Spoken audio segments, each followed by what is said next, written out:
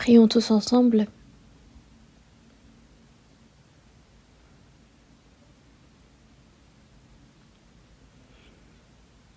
Dieu notre Père, qui nous aime, qui est saint, miséricordieux et qui est aux cieux. Quand nous ne te connaissions pas, Dieu, tu nous as aimés le premier. Et quand nous étions pécheurs, tu as eu pitié de nous. Quand nous étions éloignés de toi dans nos iniquités, quand nous étions tes ennemis, Seigneur Jésus, tu es mort à notre place. Et par le sang précieux que tu as versé, tu as lavé éternellement tous nos péchés. Merci pour cela. Cette dernière semaine, de nombreuses personnes se sont réunies pour découvrir qui tu es et ta grâce, et beaucoup ont cru. Merci pour cela. Nous tous qui avons reçu le salut par ton sang précieux, aide-nous afin que le reste de notre vie nous puissions vivre dignement comme tes enfants. Verse-nous ta puissance, ta sagesse, afin que le reste de notre vie nous ne soyons point honteux devant toi, mais que nous puissions nous tenir devant ta gloire en peu de temps. Dirige nos pas, guide-nous, et si parmi nous se tiennent des personnes qui n'ont pas réellement compris ton amour et ta grâce, aide-les à comprendre quelle est ta grâce, quel est ton amour, afin qu'eux aussi puissent partager et recevoir cette espérance éternelle du royaume des cieux. Ce monde se remplit de jour en jour d'iniquité, et nous ne savons ce qu'un jour peut enfanter. Sans ton aide, Dieu, nous ne pouvons vaincre ce monde méchant, ni même vivre correctement. Seigneur, donne-nous toujours plus ta parole, ta sagesse, et par la puissance du Saint-Esprit, garde-nous toujours et guide-nous. En cette heure encore, tu souhaites nous faire connaître ta parole, ta volonté sainte. Enseigne-nous comment vivre. Et les nombreuses églises, toutes les églises du monde, et tous les frères et sœurs qui prêchent l'Évangile malgré les difficultés, que ta grâce, que ta parole, que la puissance du Saint-Esprit soit avec eux, afin que, en cette fin des temps, ils puissent bien supporter cet Évangile. Et nous avons prié au nom de notre Sauveur Jésus-Christ. Amen. Nous allons chercher la Bible ensemble dans Matthieu chapitre 13. Matthieu chapitre 13.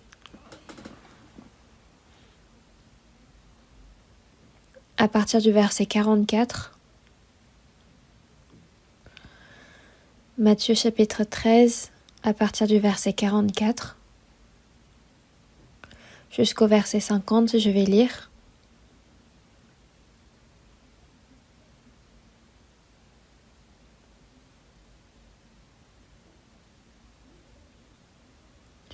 Matthieu chapitre 13, verset 44. Le royaume des cieux est encore semblable à un trésor caché dans un champ. L'homme qui l'a trouvé le cache, et dans sa joie, il va vendre tout ce qu'il a et achète ce champ. Le royaume des cieux est encore semblable à un marchand qui cherche de belles perles. Il a trouvé une perle de grand prix, et il est allé vendre tout ce qu'il avait et l'a acheté. Le royaume des cieux est encore semblable à un filet jeté dans la mer et ramassant des poissons de toute espèce. Quand il est rempli, les pêcheurs le tirent et après s'être assis sur le rivage, ils mettent dans des vases ce qui est bon et ils jettent ce qui est mauvais. Il en sera de même à la fin du monde. Les anges viendront séparer les méchants d'avec les justes et les jetteront dans la fournaise ardente où il y aura des pleurs et des grincements de dents. Jusqu'ici,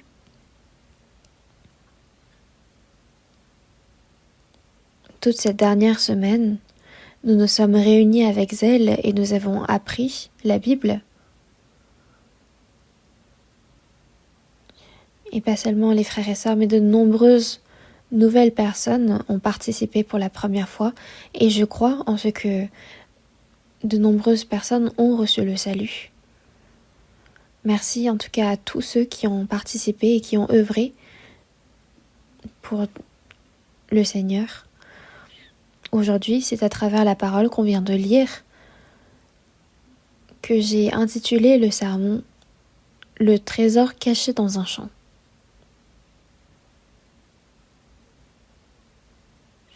Jésus, quand il enseigne une vérité très importante, il utilise des paraboles qui sont compréhensibles pour que tous puissent comprendre. Ici, il est dit « le royaume des cieux est semblable à ». Et comme il parle en parabole, quand on dit le royaume des cieux,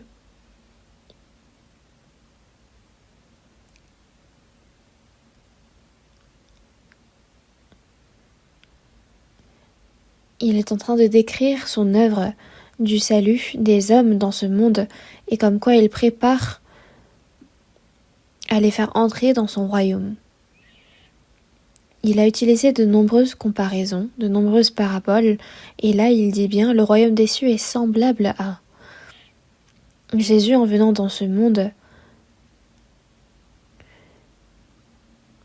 a accompli ce but de sauver de nombreux hommes afin de les faire entrer dans le royaume des cieux. Et le royaume des cieux est semblable à un trésor caché dans un champ. Qu'est-ce que cela signifie, un trésor caché dans un champ? Autrefois, les hommes, quand ils possédaient des biens précieux, s'ils le gardaient dans leur maison, il y avait le risque qu'un voleur entre dans leur maison et vole ces biens. C'est pourquoi il y avait eu pas mal de fois où on cachait nos biens les plus précieux dans un champ.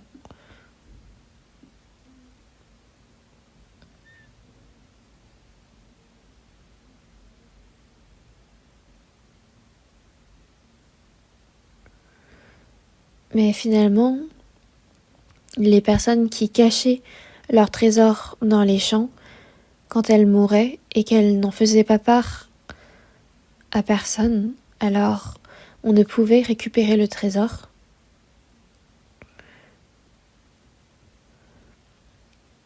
Il y avait un homme qui ne savait pas quoi faire de son argent, où le placer, alors qu'il pouvait très bien le mettre dans son compte bancaire et il voulait fuir les taxes.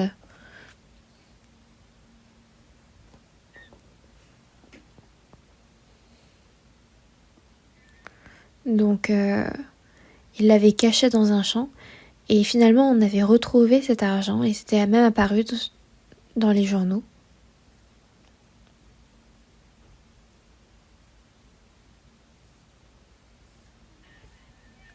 Il est dit l'homme qui l'a trouvé le cache et dans sa joie il va vendre tout ce qu'il a et achète ce champ.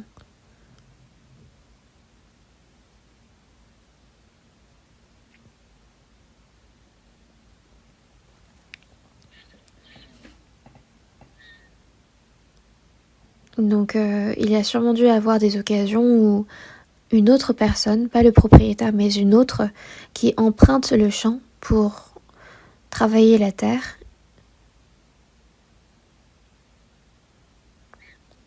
Et donc cette personne se met à travailler, à labourer la terre et elle découvre ce trésor.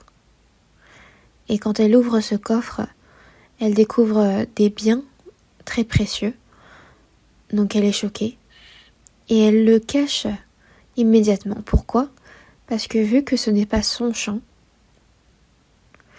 le champ sur lequel il a trouvé ce trésor est au propriétaire.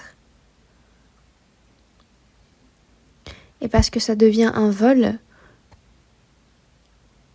il ne pouvait être pris sur le fait. L'homme a donc compris que dans ce champ, il y avait un trésor immense. Donc l'homme qui l'a trouvé le cache, et dans sa joie, il va vendre tout ce qu'il a et achète ce champ.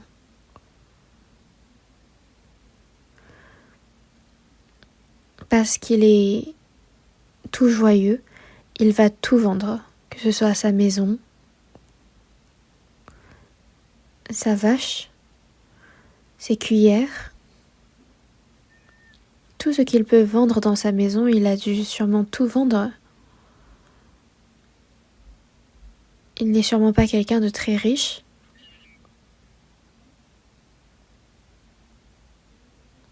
Vu que c'est un homme qui devait emprunter le champ d'un autre pour cultiver la terre.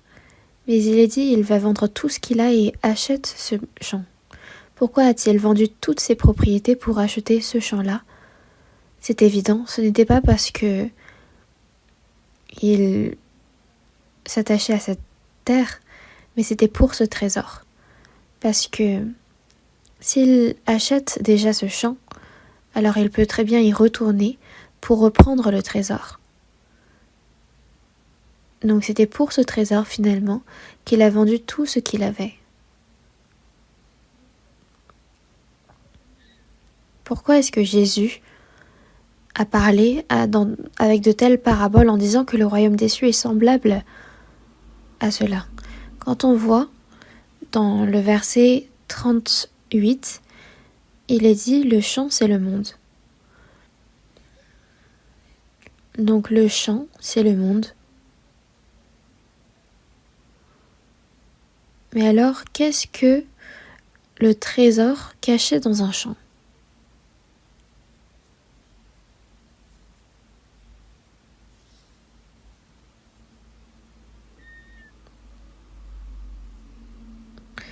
Ce qui est dit là, nous devons le réfléchir à un point de vue plus haut, du point de vue de Dieu.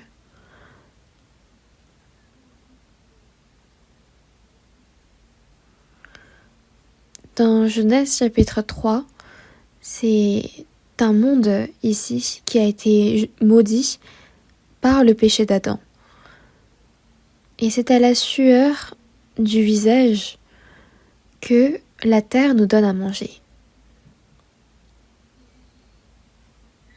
Donc pour manger, il faut travailler. Donc il faut suer, faire des efforts et travailler dur pour manger et bien vivre. C'est la loi du monde.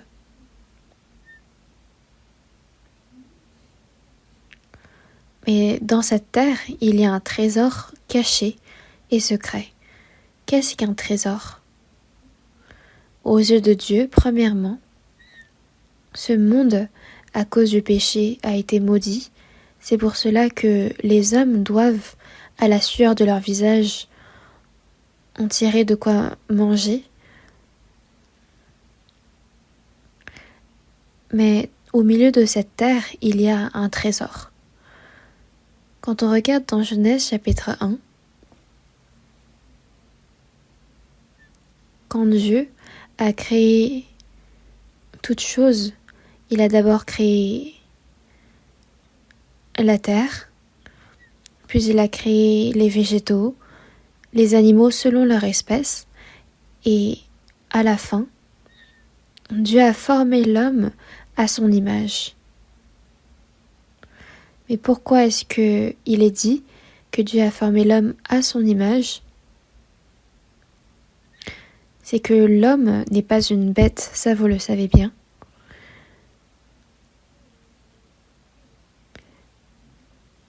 Les végétaux ont été créés pour les animaux, et les végétaux et les animaux ont été créés pour l'homme.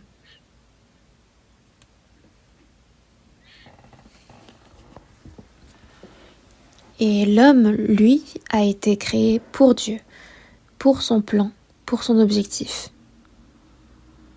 L'homme n'est pas une bête. C'est pourquoi quand on regarde dans Psaume, chapitre 49, verset 20, l'homme est en honneur.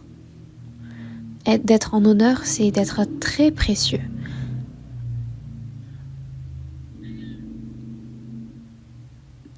L'homme, certes, vit au milieu de l'iniquité, et il vit en travaillant dur sur cette terre maudite, mais au fond de l'homme, il y a l'âme et l'esprit qui ont été formés à l'image de Dieu. C'est pour cela qu'il est en honneur. L'homme qui est en honneur, et ceux qui ne savent pas qu'ils sont en honneur et qui n'ont pas d'intelligence sont semblables aux bêtes que l'on égorge. L'homme, s'il n'a pas l'âme et l'esprit, n'a rien de différent à une bête. Quand on regarde dans 2 Pierre chapitre 2 verset 12, mais eux, semblables à des brutes qui s'abandonnent à leur penchant naturel et qui sont nées pour être prises et détruites.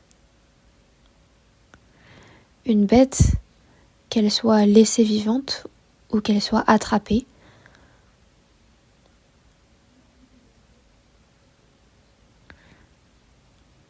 dans Genèse chapitre 1 verset 28, Dieu dit à l'homme « Dominer sur les poissons de la mer, sur les oiseaux du ciel et sur tout animal qui se meut sur la terre. » Donc les poissons de la mer, les oiseaux du ciel, tout animal qui se meut sur la terre ont été confiés à l'homme. Et c'est à l'homme de décider de leur sort, qu'il les laisse vivants ou qu'il les attrape, qu'il les mange.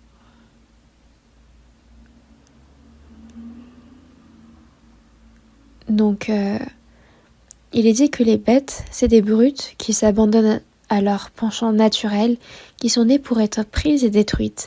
Mais ça n'est pas le cas des hommes.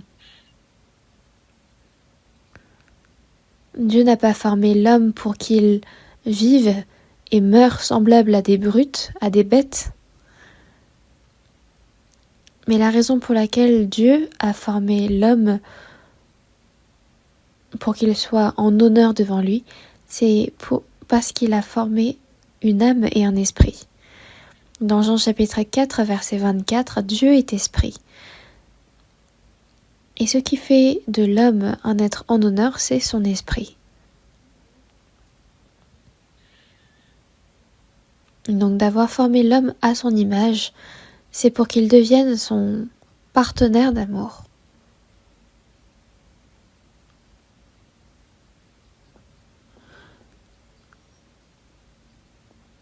Bien qu'on peut avoir des animaux préférés, ils ne peuvent être semblables à l'homme.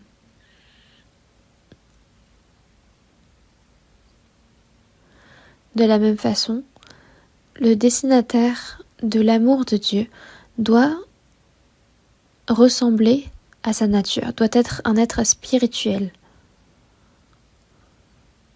Donc c'est afin de nous rendre les partenaires d'amour de Dieu que Dieu nous a formés à son image.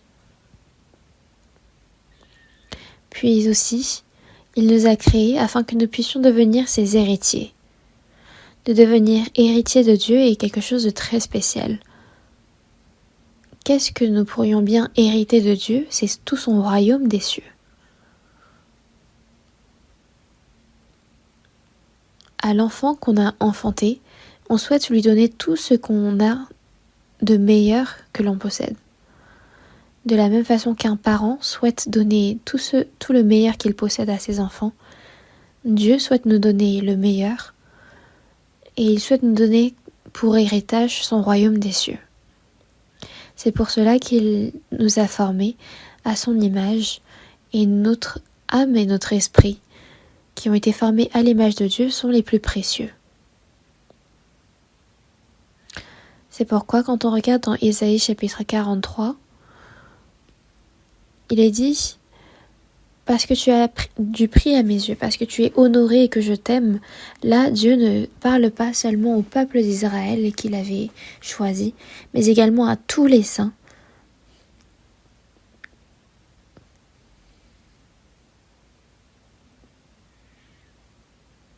Donc l'homme, aux yeux de Dieu, est honoré et il est le plus précieux.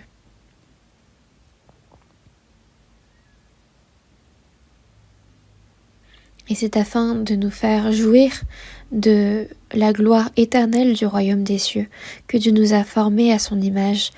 Il nous a formés de telle sorte que nous pouvons devenir comme lui. Si nous ne le savons pas, alors c'est comme si la mort c'était la vraie fin, mais ce n'est pas le cas. Dieu n'a pas formé l'homme pour qu'il connaisse une telle fin.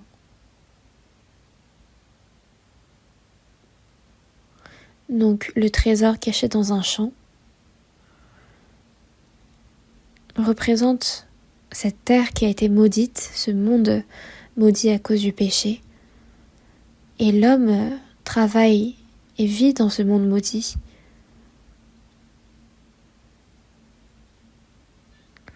Mais il y a ce trésor, cet esprit, cet homme qui a été formé à l'image de Dieu et qui possède son esprit. C'est ça qui est le trésor aux yeux de Dieu. Donc qu'est-ce que le trésor caché dans un champ ? On ne parle pas là de trésor quelconque de ce monde, mais dans Matthieu chapitre 16, verset 26, Jésus parle et dit « Que servirait-il à un homme de gagner tout le monde s'il perdait son âme ? Ou que donnerait un homme en échange de son âme ?»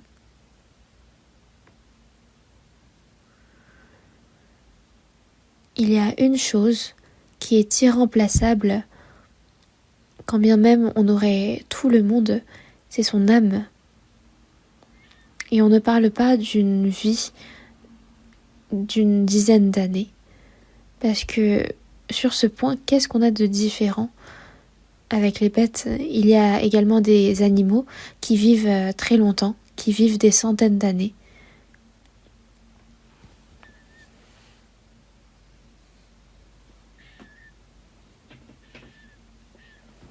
Et les oiseaux qui volent peuvent s'élever très haut dans les cieux. Les poissons aussi, qui se déplacent librement dans l'eau, sont vraiment admirables. Et en comparaison, est-ce qu'il y a des êtres plus misérables, des êtres plus méchants que les humains ? Quand on compare juste la vie charnelle, il n'y a rien de remarquable chez l'homme. Mais afin que nous soyons ces êtres, ces destinataires d'amour, ces enfants, ces héritiers, Dieu a formé en nous cet esprit précieux. C'est pour cela que parmi toutes les créatures et les créations de Dieu, nous en sommes les plus précieux. Dans Psaume chapitre 144, verset 3, « Éternel, qu'est-ce que l'homme pour que tu le connaisses, le Fils de l'homme pour que tu prennes garde à lui ?» Dieu, qui est saint et qui a créé les cieux et la terre,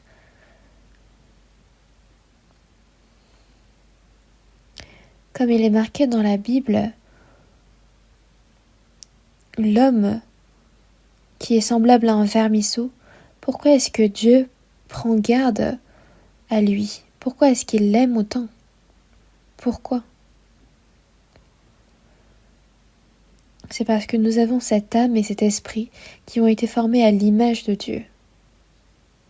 C'est pour cela que même dans Ésaïe chapitre 57 verset 15, « Car ainsi parle le Très-Haut ». Le Très-Haut, c'est celui qui est placé le plus haut. Et c'est Dieu qui parle, dont la demeure est éternelle et dont le nom est saint. J'habite dans les lieux élevés et dans la sainteté. Mais je suis avec l'homme contrit et humilié, afin de ranimer les esprits humiliés, afin de ranimer les cœurs contrits. Dieu, en même temps, il demeure dans les lieux très hauts, et pourtant il est avec l'homme contrit et humilié. Qui est l'homme contrit et humilié ? C'est celui qui souhaite que son âme soit sauvée, celui qui se repent sincèrement de ses péchés et qui est contrit pour cela.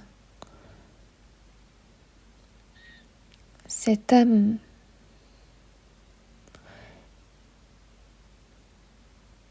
est morte à cause du péché de l'homme. Mais Dieu dit: je suis avec l'homme contrit et humilié, afin de ranimer les esprits humiliés, afin de ranimer les cœurs contrits. Par le péché de l'homme, Dieu a chassé Adam et Ève du jardin d'Éden. À la femme, il a donné comme châtiment la souffrance de l'enfantement. À l'homme, la souffrance du travail. Et pourtant, Dieu a dit: je ne veux pas contester à toujours, ni garder une éternelle colère. Ce n'est pas ça son cœur. Tout cela, c'est pour que l'homme se repente et revienne à lui.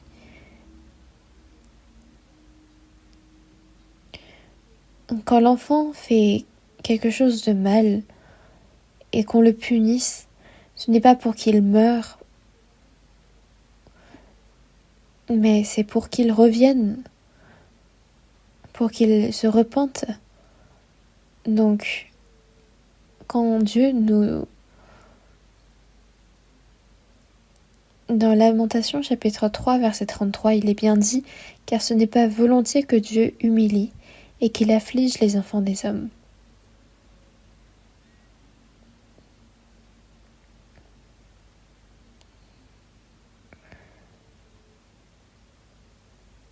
Je ne veux pas contester à toujours ni garder une éternelle colère, quand devant moi tombent en défaillance les esprits, les âmes que j'ai faites. Comme les parents ont pitié de leurs enfants et qu'ils les aiment, combien plus encore Dieu aime et a pitié des hommes qu'il a créés. Car mon père et ma mère m'abandonnent, mais l'Éternel me recueillera.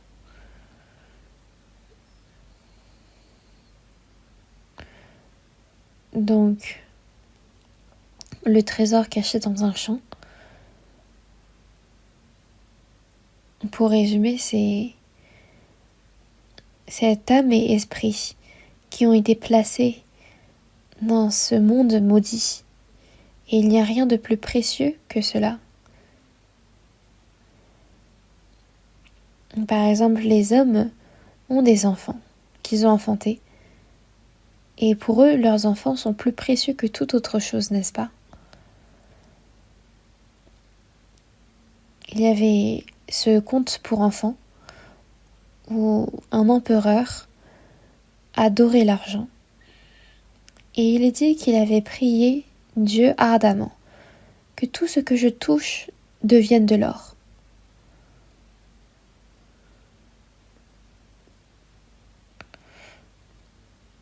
Et son vœu s'est réalisé. Et tout ce qu'il touchait devenait de l'or.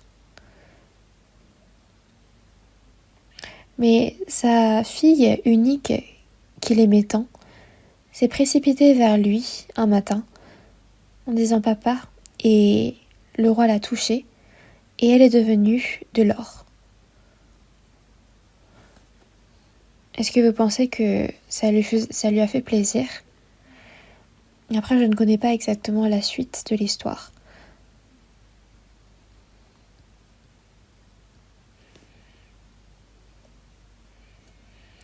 Il n'y a rien de plus précieux pour l'homme que ses propres enfants. C'est aussi ce qu'on voit autour de nous. Mais imaginez à quel point Dieu nous aime encore plus. Car Dieu a tant aimé le monde qu'il a donné son Fils unique. Le fait que Dieu ait aimé le monde, est-ce que vous pensez que ça fait allusion aux animaux qui sont dans ce monde? Il est dit: oui, Jésus même, la Bible me le dit. Dans Éphésiens chapitre 2 verset 4, mais Dieu qui est riche en miséricorde, d'avoir miséricorde, c'est un amour miséricordieux, un amour qui a pitié. Il est vrai que à cause de nos péchés, Dieu était un instant en colère, mais il a eu pitié de nous les pécheurs. car il avait peur que nous soyons détruits par nos péchés. Mais Dieu qui est riche en miséricorde, à cause du grand amour dont il nous a aimés. Et à quel point l'amour devait-il être grand pour qu'il dise à cause du grand amour. Quand mon cœur pris et rempli de ce grand amour, quelle joie débordante.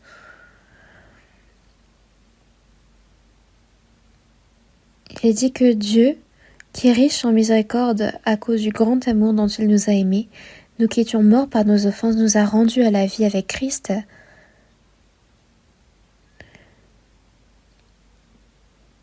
Dieu, c'est sur Jésus, qui avait aucun péché, que Dieu a fait endosser nos péchés. Et en même temps que, une fois mort, quand Jésus fut ressuscité, il nous a ressuscités aussi.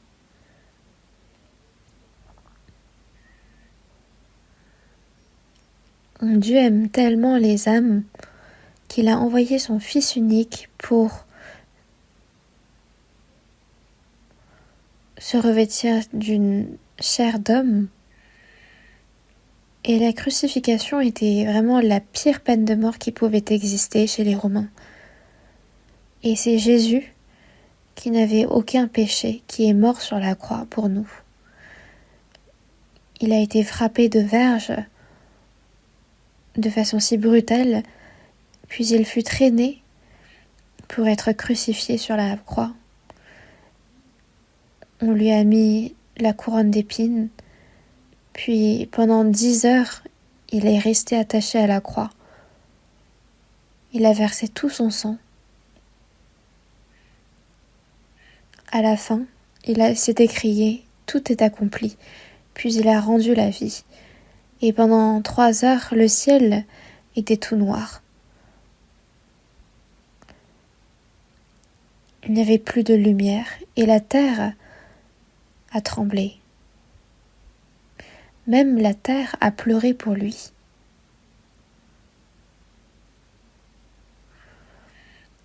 Dieu a sacrifié son Fils unique.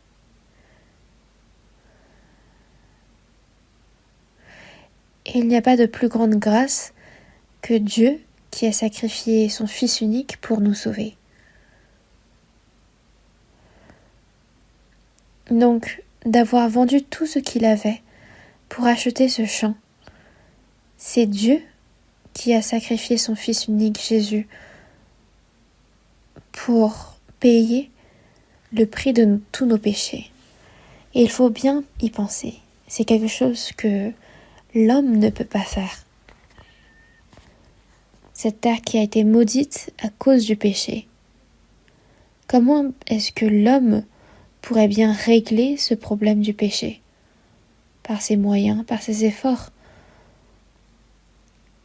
Mais cet homme a vendu tout ce qu'il avait pour acheter ce champ. Le sacrifice que Dieu a opéré à travers Jésus est incomparable et ne peut être reproduit par aucun homme. Et Dieu, c'est en faisant mourir son Fils unique sur la croix qu'il a repayé toutes ses malédictions, tous ses péchés.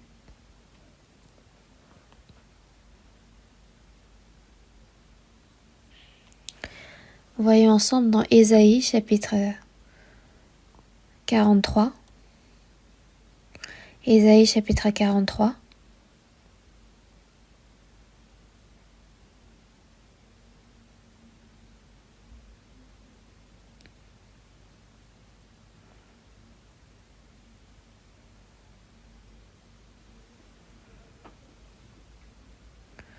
Ésaïe chapitre 43, verset 4.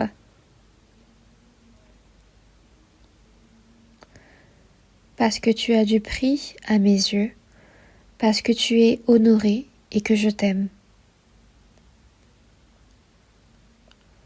Ici il est dit,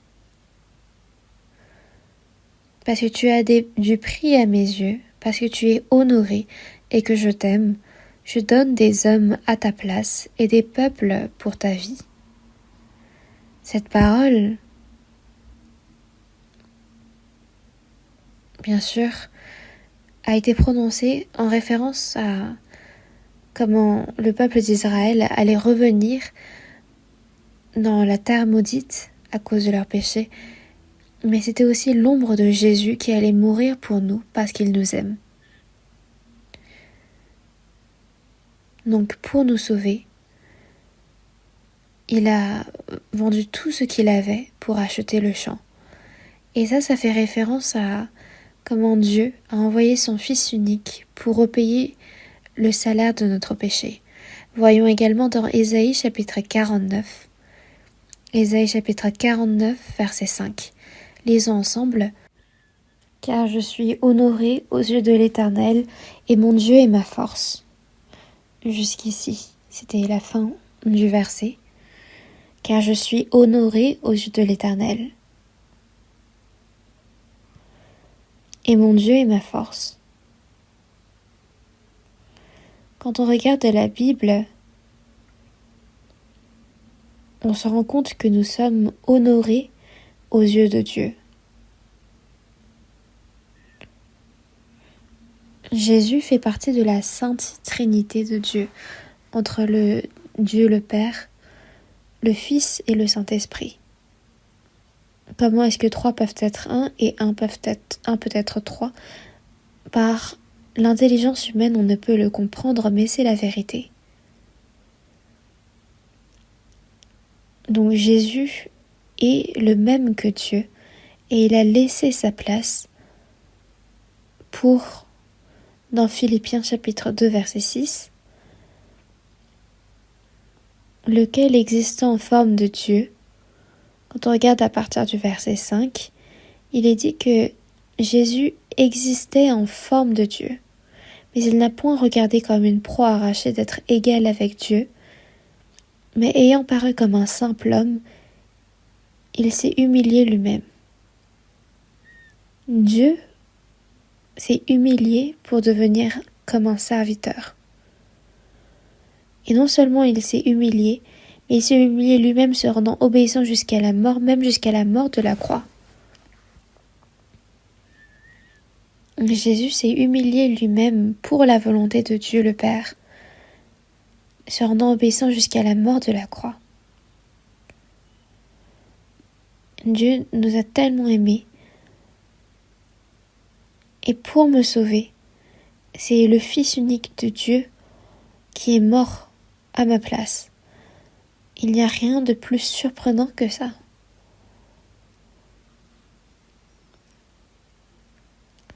Donc je suis honorée aux yeux de l'Éternel. Je suis vraiment le plus précieux. Une personne qui vend tout ce qu'elle a pour acheter un objet précieux. Alors, aux yeux de cette personne, l'objet précieux qu'il a acheté sera le plus précieux pour lui. Et il fera tout pour ne pas le perdre et pour le préserver longtemps. Dieu, ce n'est pas par simple pitié qu'il nous a sauvés, en disant « Oui, ça me fait pitié que tu ailles en enfer ». Mais il nous a aimés au point que son Fils unique soit mort sur la croix pour nous. Il a payé un salaire incomparable.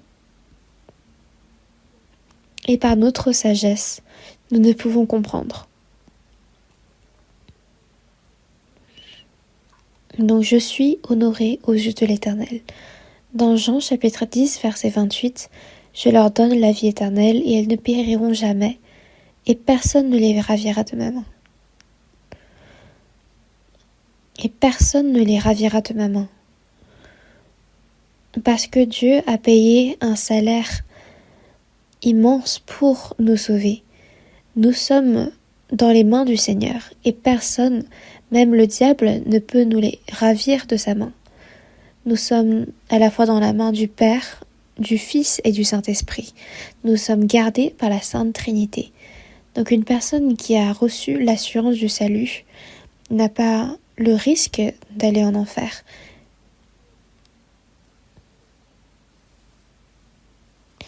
Une personne sauvée si elle mène mal sa vie de foi, peut bien sûr commettre du péché. Je ne dis pas là que il est libre de commettre du péché, mais c'est que après le salut et après le péché, il y aura le châtiment. Mais parce que je commets quelques péchés, mais je vois que Dieu ne me punit pas, je dois sûrement être le Benjamin de la famille, mais ce n'est pas le cas. Il n'y a pas de Benjamin devant Dieu. Il est dit, si vous êtes exempts du châtiment auquel tous ont part, vous êtes donc des enfants illégitimes et non des fils. Il y a forcément le châtiment. Mais même s'il existe le châtiment, il n'y aura pas de perdition pour les chrétiens. Et si on se dit, si c'est le châtiment, je serai capable de le supporter.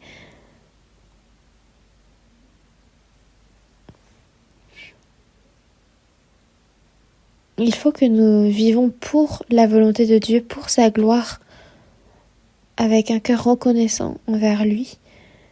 Est-ce qu'on peut tout juste avoir reçu le salut et ne faire rien jusqu'au jour où nous entrerons au royaume des cieux? Ça ne peut pas l'être.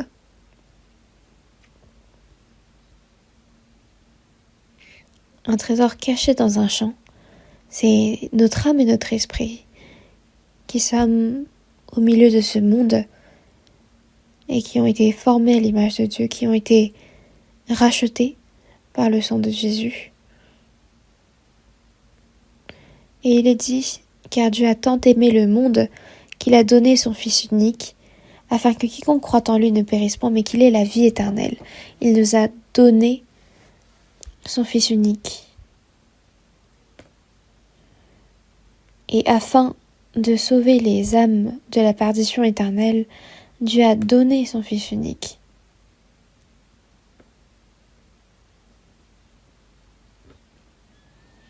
Ésaïe chapitre 49, verset 20. Cherchons ensemble.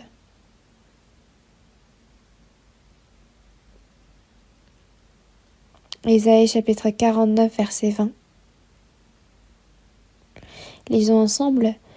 Ils répéteront à tes oreilles, ces fils dont tu fus privé. L'espace est trop étroit pour moi, fais-moi de la place pour que je puisse m'établir. Ces fils dont tu fus privé.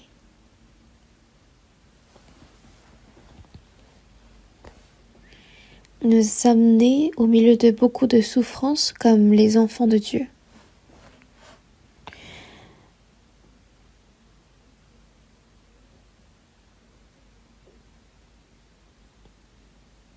Dans Psaume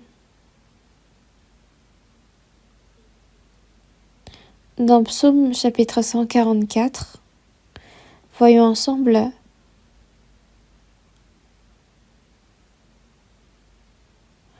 Psaume chapitre 144.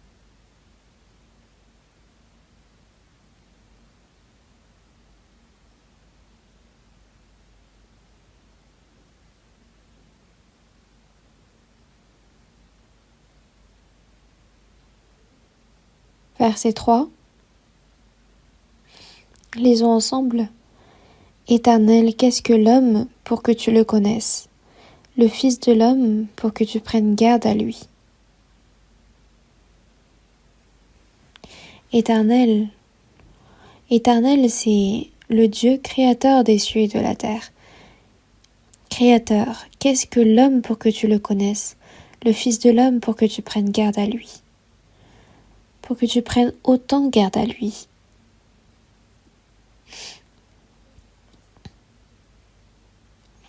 Qu'est-ce que l'homme pour que tu payes un aussi grand salaire pour nous sauver? Ça montre à quel point Dieu nous aime pour nous sauver, quel grand salaire il a dû payer pour nous. Ce n'était pas par simple pitié qu'il a dit « Je te pardonne, je pardonne tes péchés, je vais t'envoyer au paradis ». Non, ce n'était pas un acte aussi simple. Mais pour nous sauver, si Dieu ne donnait pas son Fils unique sur la croix, il n'y avait pas d'autre moyen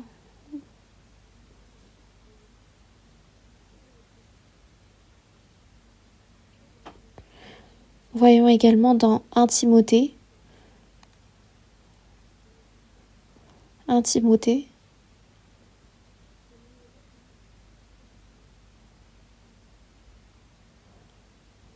chapitre 2, verset 6. 1 Timothée chapitre 2, verset 6, on va lire ensemble. Qui s'est donné lui-même en rançon pour tous, s'il a le témoignage rendu en son propre temps. Qui s'est donné lui-même en rançon pour tous. Donc on parle de Jésus. En rançon pour tous, que ce soit pour moi, vous. Il s'est donné lui-même en rançon. C'est là le témoignage rendu en son propre temps.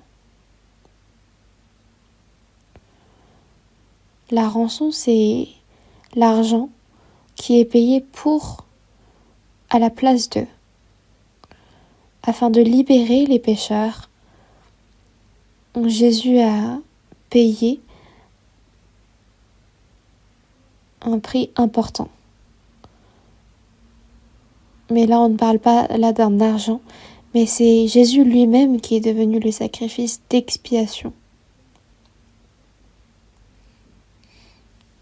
Il s'est donné lui-même en rançon pour tous. C'est là le témoignage rendu en son propre temps. De nos jours, c'est le Saint-Esprit qui est venu parmi nous pour l'attester encore.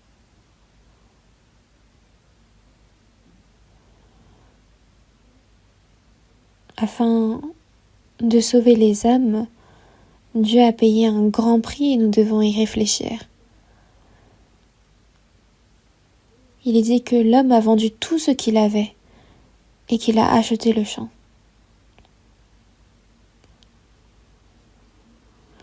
Car Dieu a tant aimé le monde. Il a tant aimé le monde qu'il a donné son Fils unique. Pourquoi ? C'était pour sauver les pécheurs qui sont dans ce monde.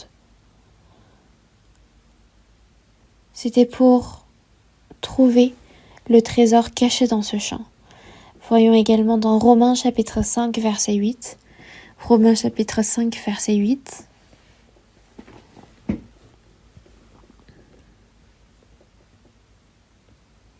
Lisons ensemble. Mais Dieu prouve son amour envers nous, en ce que lorsque nous étions encore des pécheurs, Christ est mort pour nous. Lorsque nous étions encore des pécheurs, Christ est mort pour nous. Mais Dieu prouve son amour envers nous.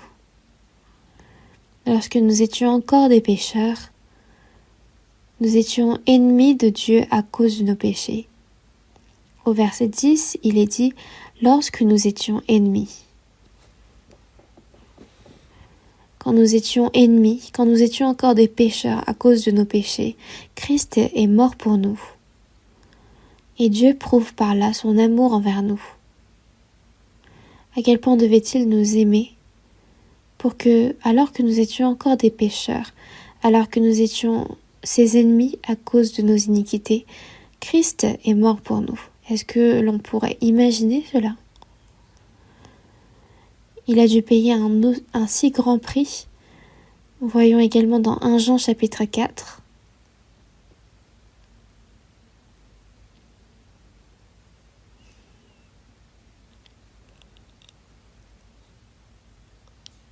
Jean chapitre 4, versets 9 et 10. Lisons ensemble. L'amour de Dieu a été manifesté envers nous, en ce que Dieu a envoyé son Fils unique dans le monde, afin que nous vivions par lui. Et cet amour consiste non point en ce que nous avons aimé Dieu, mais en ce qu'il nous a aimés et a envoyé son Fils comme victime expiatoire pour nos péchés.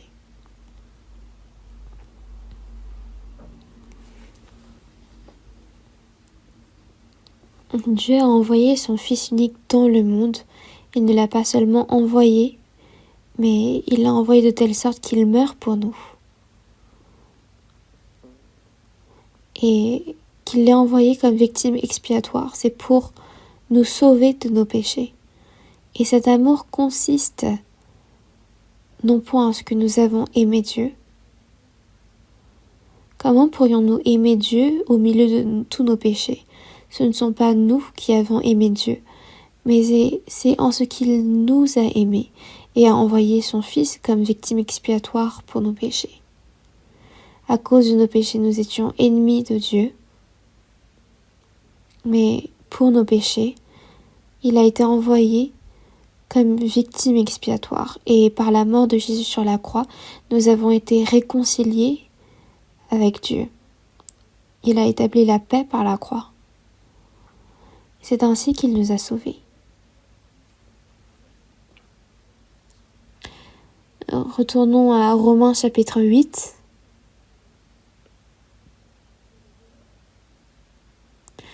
Romains chapitre 8, verset 32.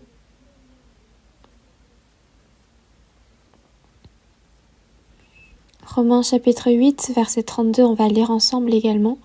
Lui qui n'a point épargné son propre Fils, mais qui l'a livré pour nous tous, comment ne nous donnera-t-il pas aussi toutes choses avec lui? Regardez bien cette parole. Lui qui n'a point épargné son propre Fils, Jésus n'a pas épargné son Fils unique, mais qui l'a livré pour nous tous. Nous tous. Il a livré Jésus pour qu'il meure. On a beau aimer quelqu'un et avoir pitié de cette personne,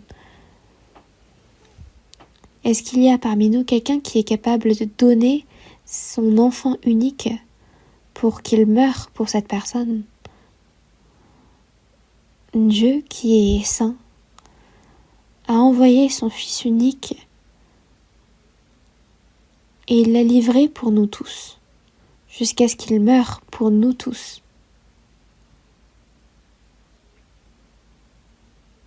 Pour chacun d'entre nous, il ne faut pas que nous oublions que Dieu a donné son Fils unique.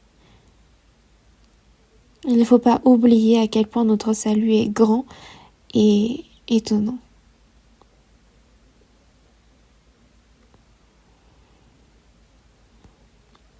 Comment ne nous donnera-t-il pas aussi toutes choses avec lui? Dieu qui a donné son Fils unique pour qu'il meure pour nous, qu'est-ce qu'il ne nous donnera-t-il pas de plus?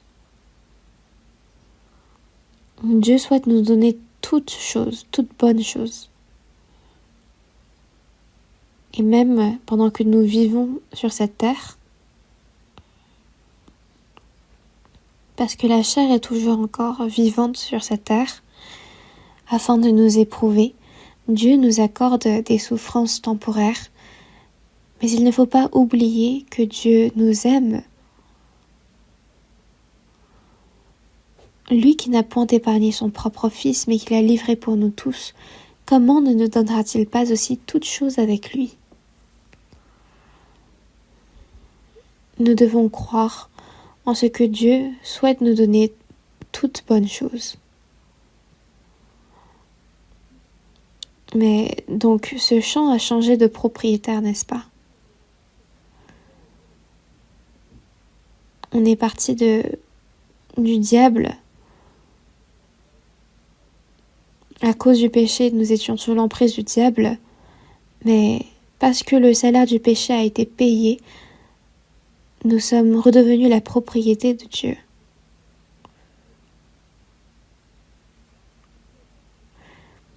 Mais le trésor qui est dans le champ, lui, ne va sûrement pas se rendre compte qu'il a changé de propriétaire, n'est-ce pas? Retournons à Matthieu chapitre 13.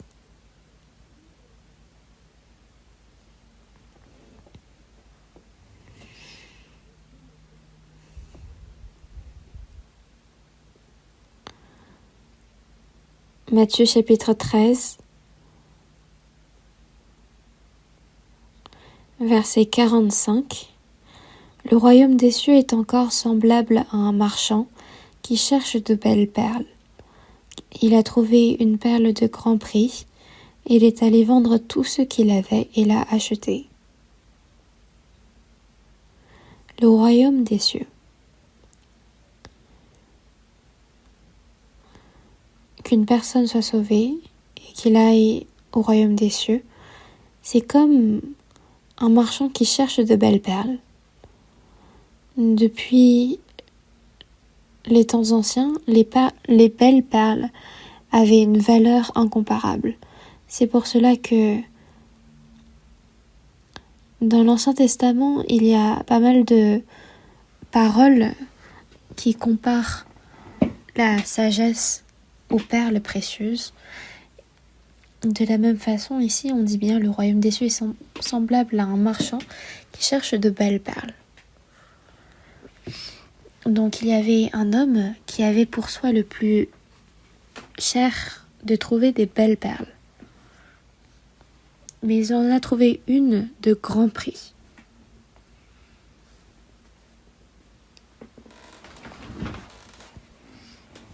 Donc ça c'est vrai que c'est trop grand pour être une perle. Mais ce marchand cherche toujours de belles perles. Mais un beau jour, il a trouvé celle qu'il cherchait. Il a trouvé une perle de grand prix. Et s'il l'a trouvée, il doit l'acheter, n'est-ce pas? C'est pourquoi il est allé vendre tout ce qu'il avait et l'a acheté. Parce que son but, c'était de trouver une perle de grand prix. Il est allé vendre tout ce qu'il avait auparavant et l'a acheté. Qu'est-ce que cette parole signifie? Est-ce que vous savez comment est-ce qu'une perle est formée? Vous le savez, n'est-ce pas? Une perle, c'est dans les coquillages. Il y a, par exemple, des grains de sable qui rentrent, ou alors des impuretés. Et alors, pour le mollusque, ça devient insoutenable, et donc il va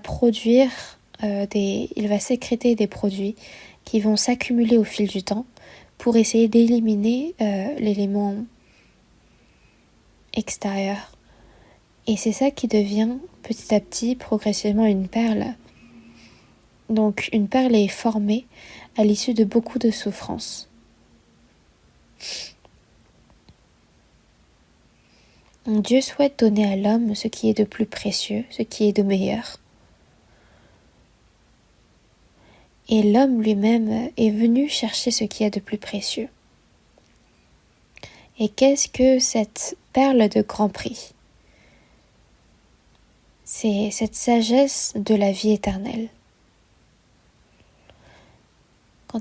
Dans Ecclésiaste chapitre 3 verset 11, il est dit: Dieu fait toutes choses bonnes en son temps, mais il a mis dans le cœur de l'homme quoi?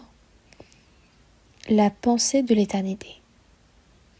Dieu a fait toutes choses bonnes en son temps, mais dans le cœur de l'homme, il a donné spécialement la pensée de l'éternité.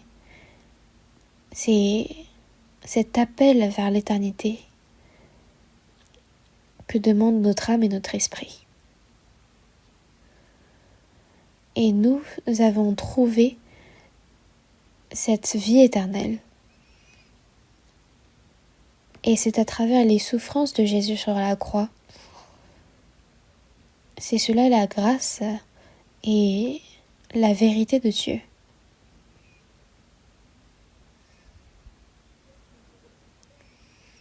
Avant de voir Proverbes, allons dans Matthieu chapitre 7. Matthieu chapitre 7, verset 7.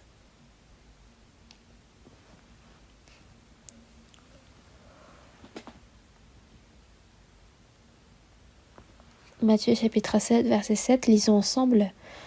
Demandez et l'on vous donnera, cherchez et vous trouverez, frappez et l'on vous ouvrira. Il est dit demandez et l'on vous donnera. Demandez et l'on vous donnera. Mais qu'est-ce qu'il nous faut demander? Est-ce que c'est demander quelque chose de bon? Demander beaucoup d'argent? Ce genre de prières, Dieu ne les écoute pas. Ce que Dieu souhaite nous donner, il souhaite pardonner nos péchés, et non seulement cela, il souhaite nous donner cet héritage éternel, cette espérance glorieuse d'entrer dans son royaume des cieux.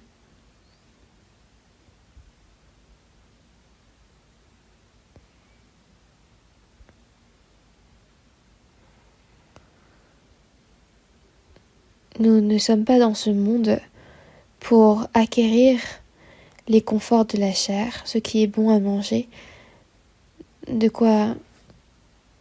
beaux vêtements. Mais dans Luc chapitre 12,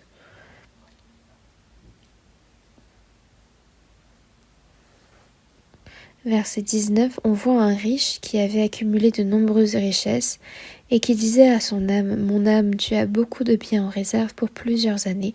Repose-toi, mange, bois et réjouis-toi. » Mais Dieu lui dit, « Insensé, cette nuit même ton âme te sera redemandée, et ce que tu as préparé, pour qui cela sera-t-il »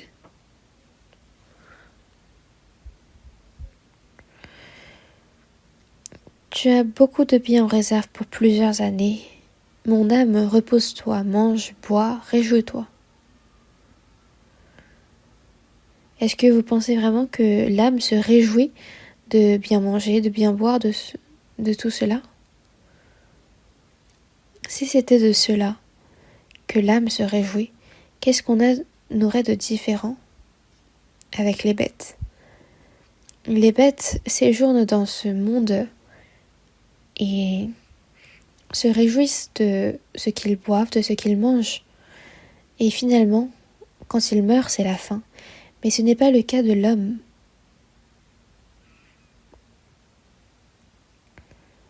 L'homme passe déjà 9 à 10 mois dans le ventre de leur mère pour les préparer à vivre des dizaines d'années dans ce monde.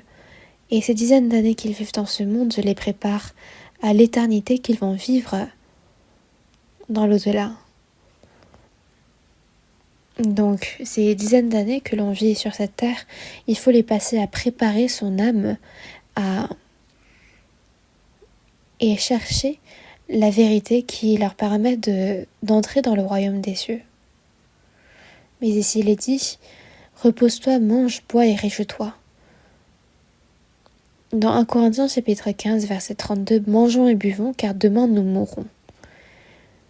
En cela, qu'est-ce qu'il y a de différent avec les bêtes? C'est ça la question. L'homme ne vit pas pour ces choses-là.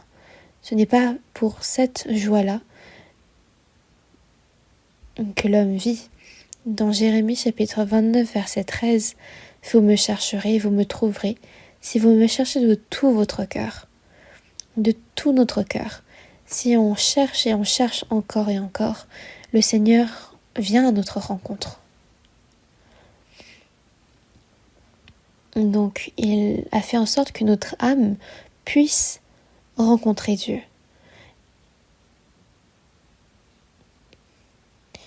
Si vous me cherchez de tout votre cœur, vous me chercherez et vous me trouverez.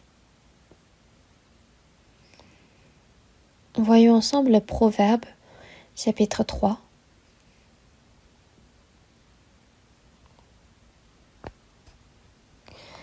Après le livre de Psaumes, il y a le livre de Proverbes. Proverbe chapitre 3, verset 15. Proverbe chapitre 3, verset 15, lisons ensemble. « Elle est plus précieuse que les perles, elle a plus de valeur que tous les objets de prix. » La sagesse est plus précieuse que les perles. On a comparé la sagesse aux perles. Les perles sont vraiment précieuses, mais la sagesse est plus précieuse que les perles. Elle a plus de valeur que tous les objets de prix. Ce que l'homme cherche à obtenir de tout son cœur, ce n'est pas les perles, mais la sagesse. Vous savez quelle est la sagesse qui figure dans Proverbe? C'est Jésus-Christ. Voyons également le verset 18, lisons ensemble. Elle est un arbre de vie pour ceux qui la saisissent, et ceux qui la possèdent sont heureux. La sagesse est un arbre de vie pour ceux qui la saisissent. Dans le jardin d'Éden, afin qu'ils ne mangent pas du fruit de l'arbre de vie, Dieu l'a fait garder. Mais Jésus, en venant dans ce monde, a pardonné nos péchés. C'est pourquoi de connaître Jésus, c'est là la sagesse. Donc de connaître ce que Dieu a fait, c'est la sagesse. Et la sagesse est un arbre de vie pour ceux qui la saisissent, et ceux qui la possèdent sont heureux. Donc on parle là de la vérité qui nous fait obtenir la vie éternelle.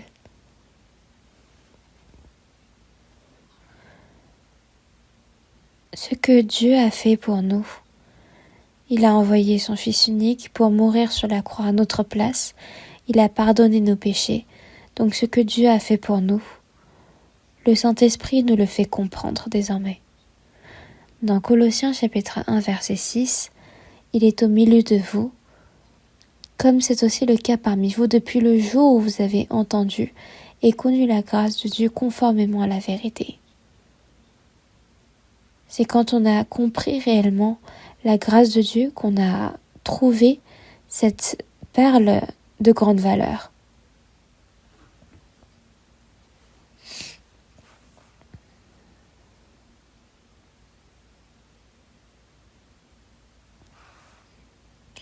Voyons également dans Proverbe chapitre 8, verset 35. Proverbe chapitre 8, verset 35.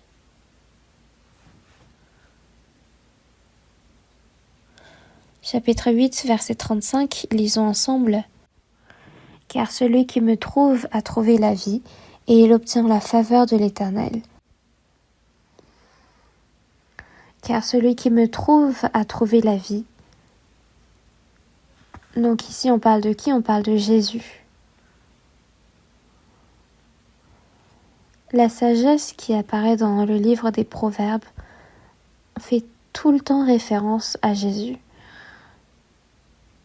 Car celui qui me trouve a trouvé la vie, et il obtient la faveur de l'Éternel. Verset 36, « Mais celui qui pêche contre moi nuit à son âme. Tous ceux qui me haïssent aiment la mort. » Celui qui me trouve, celui qui me hait, là on parle bien de Jésus.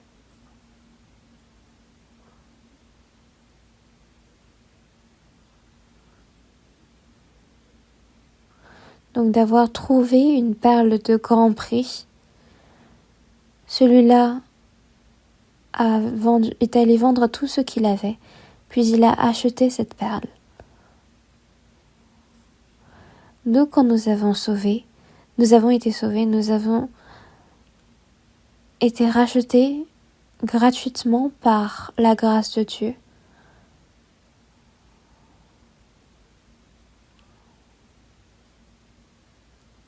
Mais Dieu, lui, pour nous sauver, c'est lui qui a payé un grand prix, tandis que nous, c'est seulement par la foi que nous l'avons reçu. C'est par la grâce que vous êtes sauvés par le moyen de la foi. Et cela ne vient pas de vous, c'est le don de Dieu. Ce n'est point par les œuvres, afin que personne ne se glorifie, car nous sommes son ouvrage. Donc la grâce, c'est par la grâce, et non point par les œuvres, afin que personne ne se glorifie. Donc notre seul sujet de glorification, c'est la croix. Donc qu'est-ce que cela signifie que l'homme a payé un grand prix, a vendu tout ce qu'il avait pour acheter la perle? C'est Dieu qui, pour nous sauver, a donné son Fils unique pour mourir à notre place sur la croix. Et c'est ainsi que notre âme et notre esprit ont reçu le salut Et qu'est-ce qu'il devient de ces personnes sauvées? La grâce que j'ai reçue. Par cette grâce grande,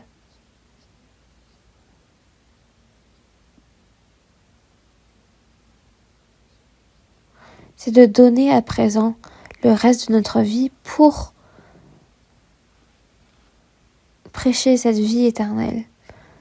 C'est quelque chose de très évident finalement. Il est allé vendre tout ce qu'il avait pour acheter cette perle. C'est là la preuve qu'une personne est sauvée. Voyons d'abord dans Romains chapitre 14. Romains chapitre 14.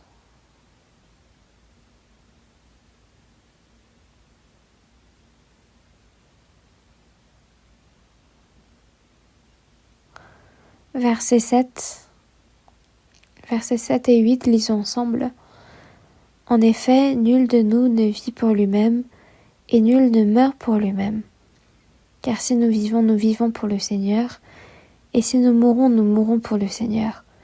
Soit donc que nous vivions, soit que nous mourions, nous sommes au Seigneur. Quand on regarde dans 2 Corinthiens chapitre 5 verset 15, et qu'il est mort pour tous, afin que ceux qui vivent ne vivent plus pour eux-mêmes, mais pour celui qui est mort et ressuscité pour eux. C'est parce que Jésus est mort à notre place et qu'il est ressuscité pour nous.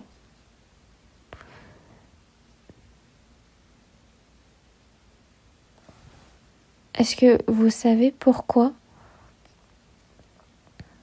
le Seigneur est mort pour nous? C'est pour que, désormais, les sauvés ne vivent plus pour eux-mêmes. Le Seigneur est mort pour nous sauver, nous les pécheurs. Et désormais, les personnes sauvées ne vivent plus pour eux-mêmes. Mais c'est pour qu'ils vivent désormais pour le Seigneur qui est mort pour eux et qui est ressuscité pour eux.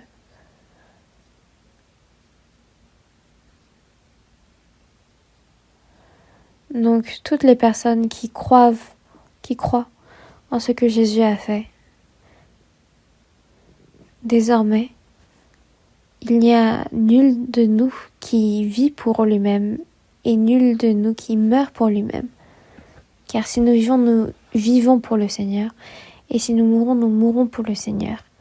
Soit donc que nous vivions, soit que nous mourions, nous sommes au Seigneur. Pourquoi est-ce que nous sommes au Seigneur?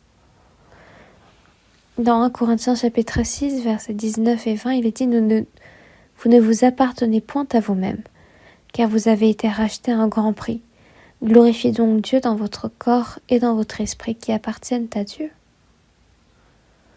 Quand nous étions pécheurs, le Seigneur est mort pour nous.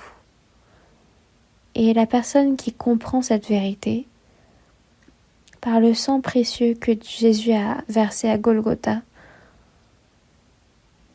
il a racheté notre corps et notre âme, notre esprit. Désormais,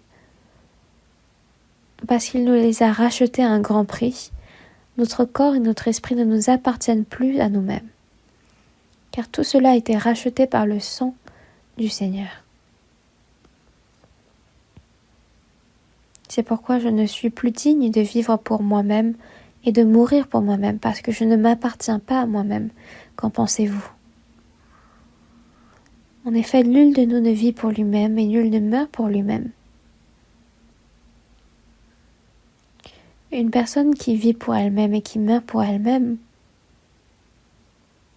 c'est une malédiction. Pour une personne sauvée,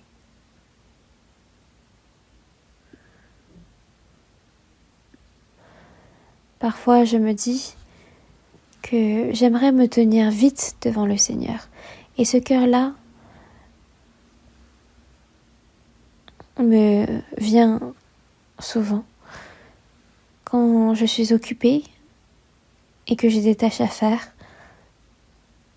J'y pense moins, mais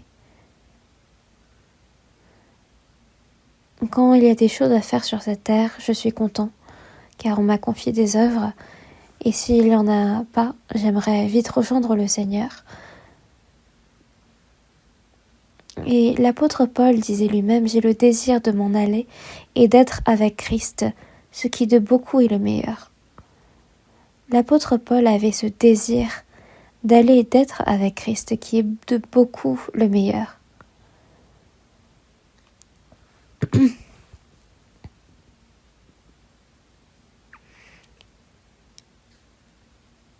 J'aimerais aller vers le Seigneur, mais il est plus utile pour vous que je reste parmi vous.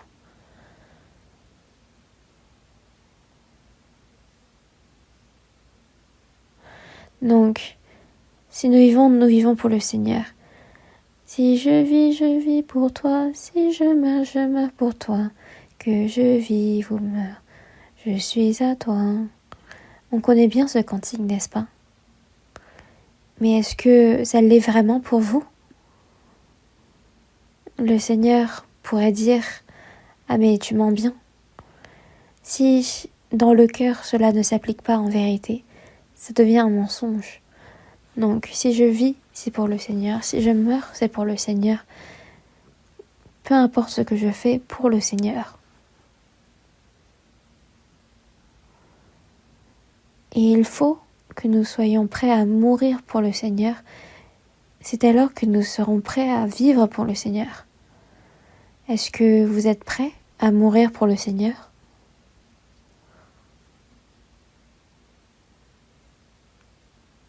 Le Seigneur, c'est pour sauver les pécheurs comme nous qu'il est allé jusqu'à mourir sur la croix. Mais c'est aussi difficile pour nous de vivre pour le Seigneur.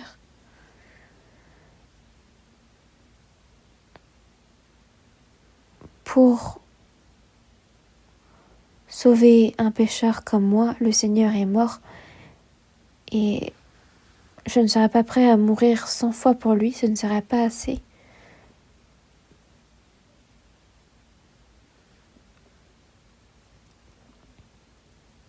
Une personne qui est prête à mourir pour le Seigneur peut réaliser à quel point c'est une grande gloire de vivre pour soi-même et de mourir pour soi-même. Ça a zéro valeur.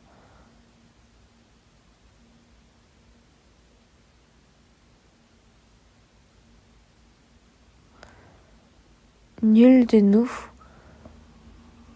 ne vit pour lui-même. Et nul ne meurt pour lui-même. C'est une personne qui vit pour le Seigneur, qui a également le droit de mourir pour le Seigneur. Ce n'est pas donné à tout le monde de pouvoir mourir pour le Seigneur. Une personne qui vit pour le Seigneur a le droit de mourir pour le Seigneur. Et une personne qui est prête à mourir pour le Seigneur sera capable de vivre pour le Seigneur. Réfléchissez.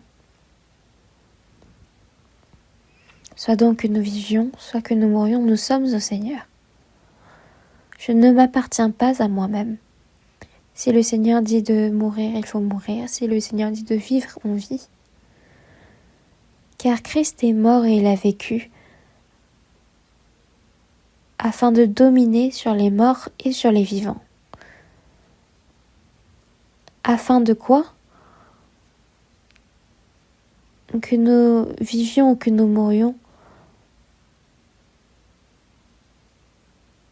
Christ est mort puis il est revenu à la vie afin de dominer sur nous, que nous soyons morts ou vivants.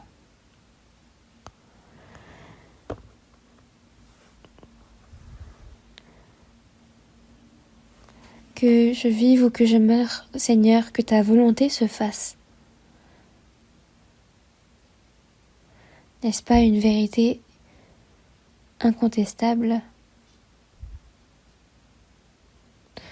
C'est le résultat d'une personne sauvée.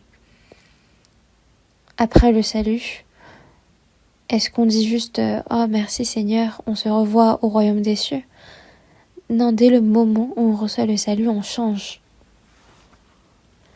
Le Seigneur, pour une personne comme moi, a sacrifié son Fils unique jusqu'à ce qu'il meure pour pardonner, pour délivrer mon âme et mon esprit. Désormais, mon corps et mon âme sont au Seigneur. Désormais, le reste de ma vie, je vivrai pour la gloire et pour la volonté de Dieu. Donc, qu'est-ce que ça veut dire d'être allé vendre tout ce qu'il avait pour acheter la perle?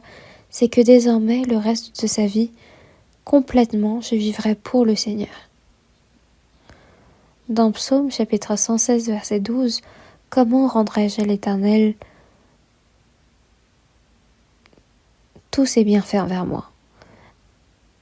Restons de nouveau, « Comment rendrai-je à l'Éternel tous ses bienfaits envers moi ?» Essayez de réciter ce verset dès que vous vous levez le matin. Tous les bienfaits de l'Éternel envers moi. Dieu qui a envoyé son Fils unique sur cette terre pour un pécheur comme moi. Il a vécu toute cette humiliation, cette souffrance de la croix en versant tout son sang pour me pardonner. Et il a fait de moi son enfant. Il m'a donné cette grande grâce d'entrer dans son royaume des cieux. Et également, durant tout mon séjour sur cette terre, il ne m'abandonne pas. Mais jusqu'au jour où j'entre dans son royaume, il me guide. Donc on parle de toutes ces grâces. Comment rendrai-je à l'Éternel tous ses bienfaits envers moi? Quand on en vient à oublier ses bienfaits, alors on ne peut mener une vie de chrétien sauvé. Comment est-ce possible d'oublier cela?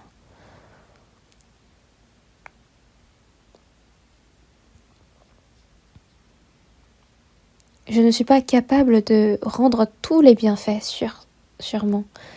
Même si je suis incapable de rendre toute sa grâce, ce corps et cœur faible, Seigneur, seront tes serviteurs. Même si c'est un corps et un cœur qui sont faibles, Seigneur, ils sont à toi.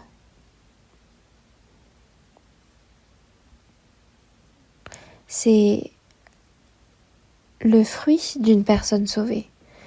Vous avez compris? Qu'allez-vous faire? La chair, elle, souhaite vivre comme elle le veut.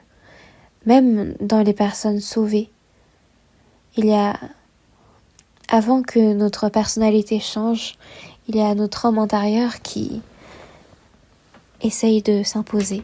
C'est pour cela que, au sein de l'Église, on continue d'apprendre la parole. Et il faut que nous soyons éprouvés à ressembler petit à petit à la personnalité de Christ, mais ça ne se fait pas seul, mais au sein de l'Église. Quand un enfant naît,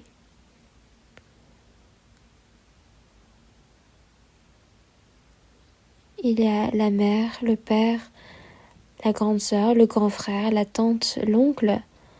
C'est au milieu de tout l'amour de sa famille qu'il grandit petit à petit. Et de la même façon, la foi grandit au sein de l'Église.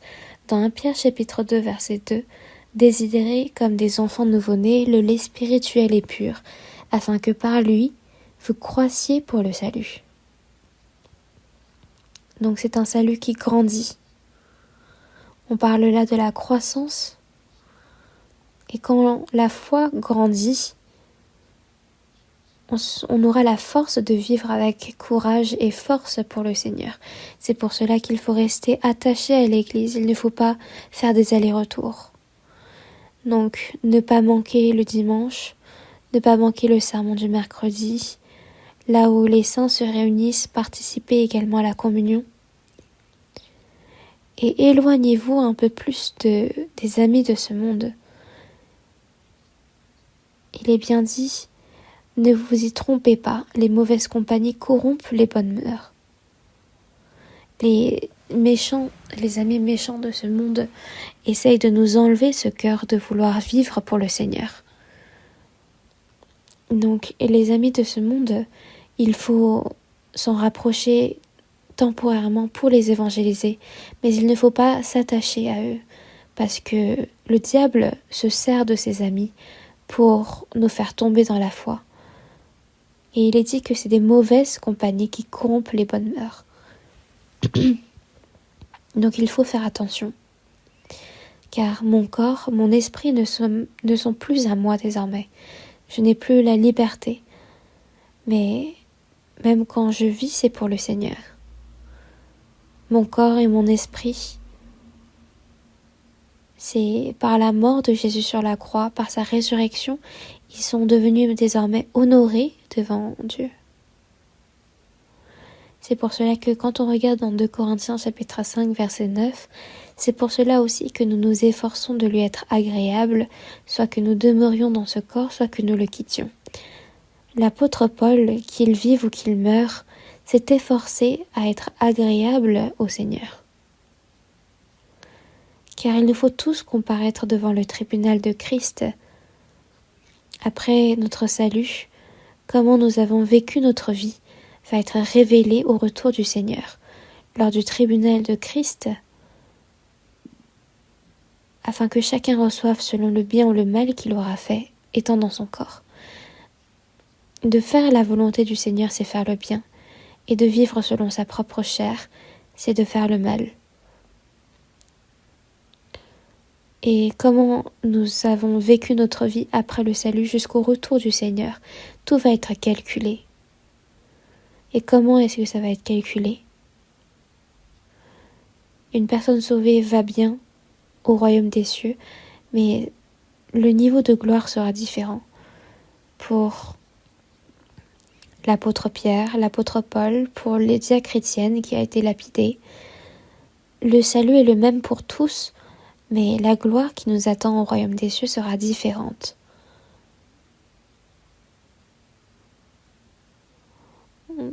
Concernant la gloire, ça nous suffit d'entrer dans le royaume des cieux. Est-ce qu'on peut dire ce genre de choses? Dites-le devant le Seigneur et on va voir ce qui arrive. La gloire est quelque chose d'éternel. Si, même maintenant, on se tenait devant le Seigneur, on aura plein de regrets. Ah, si c'était ainsi que ça allait se passer, j'aurais dû vivre avec plus de courage pour le Seigneur, mais parce que pour des choses insignifiantes, pour des choses de ce monde, mon cœur a été pris. J'ai vraiment vécu de façon un peu peureuse, de façon lâche, mais il nous reste encore un peu de temps. Et il nous faut vivre de façon correcte afin que le jour où nous nous tiendrons devant le Seigneur, nous soyons sans honte. La prochaine parabole, c'est comme les pêcheurs qui jettent le filet dans la mer et qui le tirent quand il est rempli. Et ils ne prennent pas tout ce qui a été attrapé dans le filet, mais après s'être assis sur le rivage, ils mettent dans des vases ce qui est bon et ils jettent ce qui est mauvais. Cela signifie qu'ils ne prennent pas tout ce qui avait été pris dans le filet. J'avais demandé à un frère qui était pêcheur, est-ce que il reste des choses que vous ne prenez pas dans le filet? Et il avait répondu, bien sûr, ce qu'on ne peut pas manger. Il en sera de même à la fin du monde. Les anges viendront séparer les méchants d'avec les justes et les jetteront dans la fournaise ardente. Là, ce qui est important, c'est que les anges viendront séparer les méchants d'avec les justes. Les justes représentent les personnes sauvées. Et de séparer les méchants d'avec les justes, c'est que même au milieu des justes, Dieu va séparer les personnes sauvées des personnes non sauvées.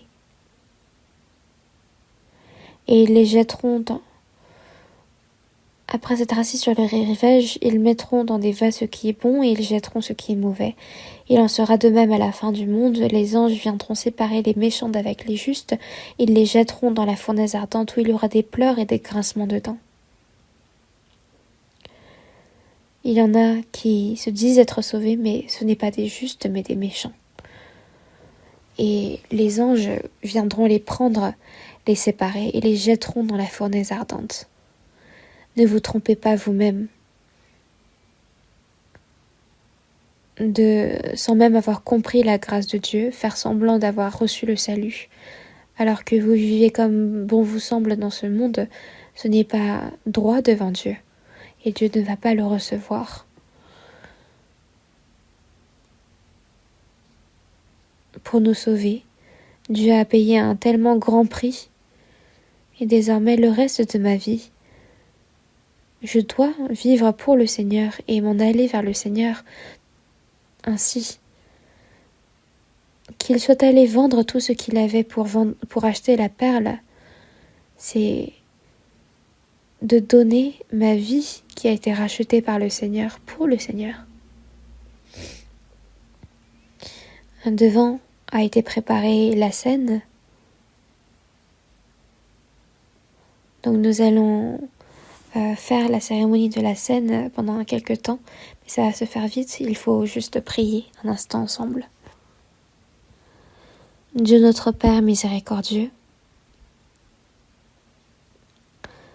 nous qui vivions éloignés de toi, au milieu de notre iniquité, tu as eu pitié de nous. Et le Seigneur Jésus-Christ est mort à notre place par le sang précieux qu'il a versé. Nous n'avons plus à recevoir de jugement et ta colère. Merci pour cette grande grâce, nous qui avons été sauvés par le sang précieux du Seigneur. Notre corps et notre esprit sommes désormais au Seigneur. Le reste de notre vie, que nous puissions le vivre pour ta gloire, que nous vivions, que nous mourions. Que parmi nous, il n'y ait personne qui ne se détache de ta grâce et de ton amour. Guide-nous jusqu'au jour où nous nous tiendrons devant toi, Seigneur. Que notre vie puisse être dominée par ta parole. Et nous avons prié au nom de notre Sauveur Jésus-Christ. Amen.